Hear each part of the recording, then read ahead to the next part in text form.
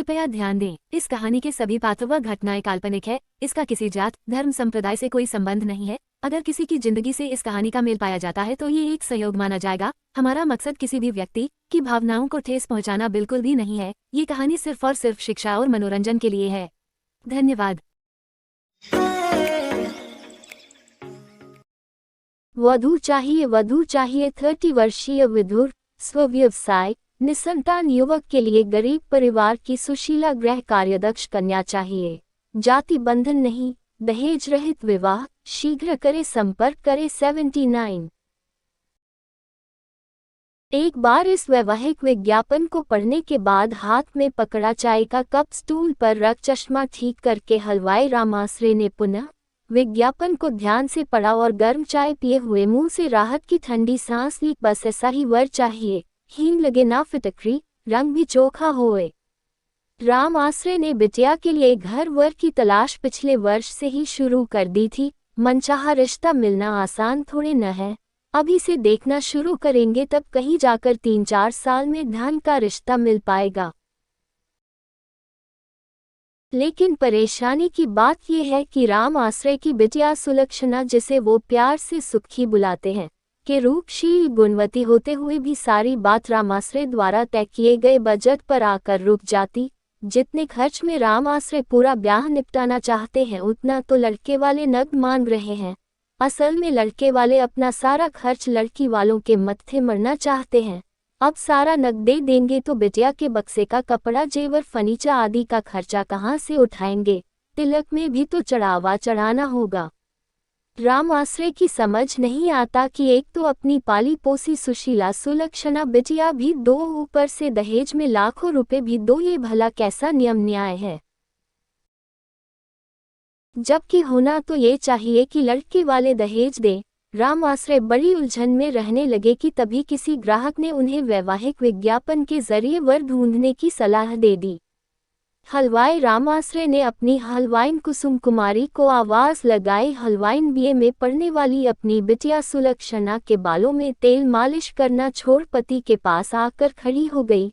रामाश्रय ने हलवाइन को वैवाहिक विज्ञापन दिखाते हुए कहा, देखो हलवाइन, जैसा घर वर हमें अपनी सुखी के लिए चाहिए वैसा मिल गया। पति की बात सुनकर हलवाइन बिफर पड़ी, मुझे नहीं, तुम्हें चाहिए ऐसा घर वर। घर बैठे बैठे इस अखबार में 19 साल की कुमारी बिटिया के लिए 30 साल का विधुर ढूंढ रहे हो। तुम सगे बाप हो कि सौतेले? एक तो उसकी पढ़ाई नहीं पूरी होने दे रहे हो। बिटिया कितना कहती है कि पिताजी कोई कोर्स कर लेने दो मुझको, फिर शादी करना, मगर नहीं, तुम्हें तो बिटिया बला लगती है जो जितनी जल्दी हो सके सर से उतार दो। रामाश्रय बोले, अरे ओ हलवाइन, ऐसा क्यों कहती हो? लड़का विधुर है तो क्या, भाग्य का खेल है। बेचारे की पत्नी चल बसी, अब दोबारा घर बसाना चाहता है तो इसमें गलत क्या है? और देखो इसके तो अभी कोई बच्चा भी नहीं है, कुंवारा ही समझो अभी इसे। पति की ढिठाई देख हलवाइन तैश में आ गई। बेचारा है तो इस बेचारे का घर बसाने के लिए मेरी सुखी ही बची। देखो सुखी के पिताजी, मैं कहे देती हूँ, एक तो अभी 3-4 साल सुखी का ब्याह करना नहीं है और जब करना होगा तो यही जान पहचान के रिश्ते वालों में ही करूँगी। ये अखबार में ढूंढकर वर नहीं निकालना, पता नहीं क्या धोखाधड़ी हो जाए। रामाश्रय ने बिफरती हुई पत्नी को समझाते हुए कहा, धोखाधड़ी कैसे हो जाएगी? मैं उनके रिश्तेदारों से भी मिलूंगा ना, तब रिश्ता पक्का करूंगा। सुखी की माँ समझा करो, इतनी महंगाई के जमाने में इतना सस्ता वर कहाँ मिलेगा? दहेज रहित विवाह करना चाहता है। हलवाइन ने पल्लू कमर में खोसा और स्पष्ट शब्दों में पति से कह दिया, सुखी के लिए सस्ता वर नहीं, अच्छा वर चाहिए। यह 4 अखबार वाला तो बिल्कुल भी नहीं। कहकर हलवाइन वापस अपनी बिटिया सुखी के बालों में तेल मालिश करने लगी। सुखी ने मुस्कुराकर आंखों ही आंखों से मां को अपने मन की बात समझने के लिए धन्यवाद कहा। रामाश्रय का सुखी से 2 साल बड़ा एक बेटा श्यामलाल भी है। रामाश्रय अपने घर के बाहर चबूतरे पर ही अपनी छोटी सी मिठाई की दुकान खोले हैं। इसमें सुबह समोसे, दही, जलेबी, पूरी, सब्जी बनती है, बाकी लड्डू, पेड़ा, बर्फी आदि साधारण मिठाइयाँ सजी रहती हैं। जब से श्यामलाल दुकान संभालने लगा है तब से राम आश्रय सिर्फ सुबह सुबह ही बेटे का हाथ बटाने दुकान पर पहुंच जाते हैं। बाकी इच्छा अनुसार ही उनकी उपस्थिति दुकान पर रहती है। कंजूस प्रकृति के राम आश्रय ने बेटा बेटी की शादी के लिए योजना बना रखी है। पहले सुखी की शादी सस्ते में निपटाएंगे, फिर बेटे की शादी के लिए तैयार लिस्ट लड़की वालों को पकड़ाएंगे। अगर श्यामलाल की शादी पहले कर दी तो सुखी के ब्याह में भारी दहेज देना पड़ सकता है।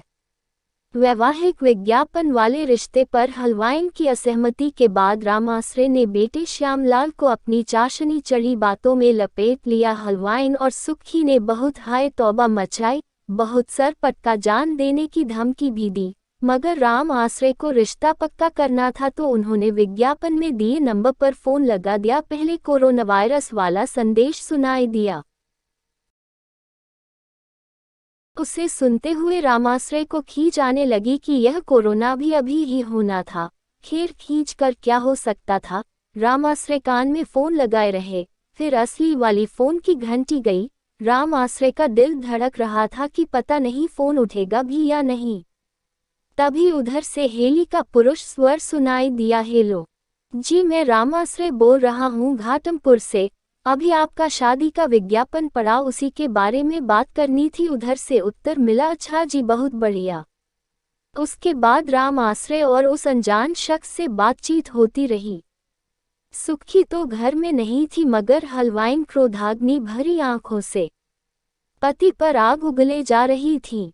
जी ठीक है, हम इंतजार करेंगे। बहुत बहुत धन्यवाद, नमस्कार कहकर राम आश्रय ने फोन कट किया और दोनों हाथों को जोड़कर भगवान का धन्यवाद किया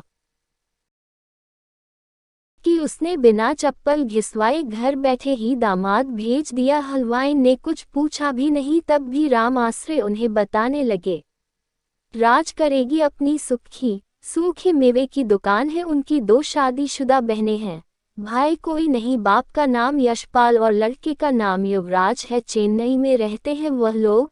युवराज की पहली बीवी की करंट लगने से मौत हो गई थी। शादी के 6 महीने बाद ही युवराज तो अपनी पत्नी से इतना प्यार करता है कि दूसरी शादी के लिए तैयार ही नहीं था। बड़ी मुश्किल से राजी हो रहा है, लेकिन साफ साफ कह दिया है अपने माँ बाप से कि दहेज रहित विवाह करूंगा। अगर 1 भी रुपया लिया तो मंडप से उठ जाऊंगा। बताओ, कलयुग में ऐसे लड़के देखने को क्या सुनने को भी नहीं मिलते हैं। कैसा हीरा ढूंढ कर दिया है अखबार वालों ने। चेचाई, इतनी दूर पता कैसे लगाओगे लड़के वालों के बारे में। हलवाइन बेटी की चिंता में तड़प रही थी। रामाश्रय बोले, सब पता लगा लूंगा, चिंता ना करो। तुम सुखी की कुंडली लेकर आओ, उन्हें फोटो भेजनी है। धर्म कर्म को मानने वाले लोग हैं भाई। पहले कुंडली मिलवाएंगे, उसके बाद ही आगे बात होगी। व्हाट्सएप पर दोनों पक्षों की ओर से लड़के लड़की की फोटो, कुंडली आदि का आदान प्रदान हो गया। लड़के के सभी रिश्तेदार चेन्नई में ही रहते थे, कुछ नौकरी में तो कुछ का अपना बिजनेस था। युवराज के पिता यशपाल ने अपने रिश्तेदारों का नंबर देकर उनसे भी रामाश्रय की बात कराई। घर में कोई हो ना हो, रामाश्रय इस रिश्ते से पूरी तरह संतुष्ट थे। फोन पर होने वाली प्रक्रिया तो पूरी हो गई थी। अब राम आश्रय चाहते थे कि लड़के वाले उनकी सुखी बिटिया को देखने आए तो उन्हें भी युवराज और उसके परिवार वालों से आमने सामने देखने बात करने का मौका मिले। फोन पर तो सब कुछ बढ़िया है। राम आश्रय ने लड़के वालों पर जोर डाल कर आखिर लड़की देखने का दिन निश्चित करवा लिया। तय हुआ कि लड़के वाले पहले आगरा जाएंगे, वहां किसी कार्यक्रम में शामिल होना है। उसके बाद वह बाय रोड घाटमपुर आएंगे। रामाश्रय ने शहर से बढ़िया मिठाई नमकीन मंगा कर नाश्ते की मेज लगवा दी। बेमन ही सही, हलवाइन को भी मेहमानों के लिए भोजन तैयार करना ही पड़ा और ना चाहते हुए भी सुखी को उस दिन कॉलेज की छुट्टी करनी पड़ी। ब्यूटिशियन सुखी का मेकअप कर गई थी। हलवाइन सुखी की सुंदरता और भोलापन देखकर रो पड़ी। इतनी जल्दी क्या है शादी की, वह भी इतनी दूर। पत्नी को रोता देख रामाश्रय को बिल्कुल अच्छा ना लगा। अरे भगवान, बेटी तो पराया धन होती है, जितनी जल्दी हो सके जिसकी अमानत उसको सौंप दे। अपने जीते जी कन्यादान का पुण्य पाले। इतने शुभ अवसर पर आंसू बहाना ठीक नहीं। लड़के वालों के आने का टाइम तो हो गया है, मगर वो लोग अभी तक आए नहीं। सुबह बात करी थी तब वह लोग आगरा से निकलने वाले थे। 5.5 घंटे का रास्ता है, अब तक तो आ जाना चाहिए था। राम आश्रय एक बार फिर फोन निकाल कर बर मिलाने ही वाले थे कि उधर से ही यशपाल जी का फोन आ गया। राम आश्रय ने चैन की सांस ली और फोन रिसीव किया। हेलो यशपाल जी, आप कहाँ तक पहुँचे अभी? इस प्रश्न के उत्तर में राम आश्रय को जो भी सुनाई दे रहा था उससे उनकी भाव भंगिमाएं पल पल बदलती हुई बतला रही थी कि कुछ गड़बड़ हो गया है। जी मैं अभी कुछ करता हूँ। हेलो हेलो, फोन कट हो गया था। राम आश्रय ने दोबारा कॉल लगाई मगर फोन नहीं लग रहा था। राम आश्रय घबराए हुए हलवाइन को बताने लगे कि आगरा से घाटमपुर आते समय एक गांव के बाहर की सड़क पर एक आदमी का यशपाल जी की कार से एक्सीडेंट हो गया। घायल मौके पर ही मर गया। बहुत भीड़ इकट्ठा हो गई। गांव के आदमियों ने युवराज सहित सभी आदमियों को बहुत मारा और गांव की औरतों ने युवराज की बहनों को मारा और उनके जेवर पस फोन आदि सब छीन लिए। बड़ी मुश्किल से आपको फोन करने दिया गया है। पुलिस बुला ली गई है। पुलिस कह रही है कि 5 लाख मुआवजा भर दो, वरना जमानत नहीं होने देंगे, सारी उम्र जेल में सड़ाएंगे। इतनी बात बताने के बाद राम आश्रय ने हलवाइन के आगे हाथ जोड़े और कहा कि यशपाल जी नकद और एटीएम कार्ड से 3 लाख तो भर चुके हैं, बस 2 लाख की और जरूरत है। उन्होंने मरे हुए व्यक्ति का अकाउंट नंबर बता दिया है, उसी के खाते में पैसे जमा कराना है। गांव वाले कह रहे हैं अकाउंट में पैसा जमा होने के बाद ही उन लोगों को छोड़ा जाएगा। किसी तरह हलवाइन को मना कर राम आश्रय ने कलेजा कड़ाकर खुद को समझाकर कि बेटी के ब्याह के बजट में से ये 2 लाख काट लूंगा, 2 लाख बताए हुए अकाउंट में ट्रांसफर करा दिए और फिर अपना माथा पकड़कर बैठ गए। हे भगवान, यह क्या हो गया? ट्रांसफर होने के बाद लगभग 1 घंटे बाद यशपाल का फोन आया कि गांव वालों ने उन्हें छोड़ दिया है। अब बहुत जल्दी ही वह रामाश्रय के घर पहुंच रहे हैं। यशपाल का फोन आने के बाद रामाश्रय के मुंह पर फिर चमक लौट आई और वे दरवाजे पर खड़े होकर लड़के वालों की राह तकने लगे। बहुत देर हो गई। रामाश्रय ने घड़ी देखी, यशपाल जी अभी तक पहुंचे नहीं। राम आश्रय ने यशपाल को फोन लगा दिया, स्विच ऑफ। राम आश्रय ने युवराज का नंबर लगाया, स्विच ऑफ। परेशान राम आश्रय ने एक एक कर युवराज के सारे रिश्तेदारों के नंबर मिला डाले, switch off, switch off, switch off. ऐसा कैसे? राम आश्रय ने दिमाग दौड़ाया। जिस अकाउंट में पैसे जमा कराए थे उसे चेक किया तो उनकी आंखें आश्चर्य से फैल गई। वह अकाउंट बंद हो चुका था। यह क्या है सब? राम आश्रय के हाथों के तोते उड़े हुए थे। बहुत जल्द मोहल्ले भर में खबर फैल गई। तमाम हमदर्द इकट्ठा हो गए। सब समझ गए थे कि राम आश्रय ठगी का शिकार हो चुके थे। रुपए लुटने का अफसोस तो बहुत था मगर हलवाइन इस ठगी से बहुत खुश थी। अगली सुबह पति को चाय देते हुए साथ में अखबार पकड़ा कर हलवाइन आंचल में हंसती हुई ये कहकर चली गई कि घर बैठे सस्तावर। पत्नी के इस व्यंग्य बाण से रामाश्रय आहत तो बहुत हुए मगर ते भी क्या, फिर सर पकड़कर बैठ गए तो सुखी पास आई, बोली, पिताजी सर पकड़कर मत बैठिए। साइबर सेल वालों की बेहतरीन सर्विस सामने आई। यशपाल और युवराज को घर दबोचा गया। दोनों के नाम भी नकली थे और रिश्तेदार भी। वो दोनों चेन्नई में नहीं, घाटमपुर से मात्र 139 किलोमीटर दूर बिलग्राम में रहते हैं और इसी तरह वैवाहिक विज्ञापन देकर लोगों को बेवकूफ बनाते हैं। राम आश्रय को उनके 2 लाख रुपए वापस मिल चुके हैं।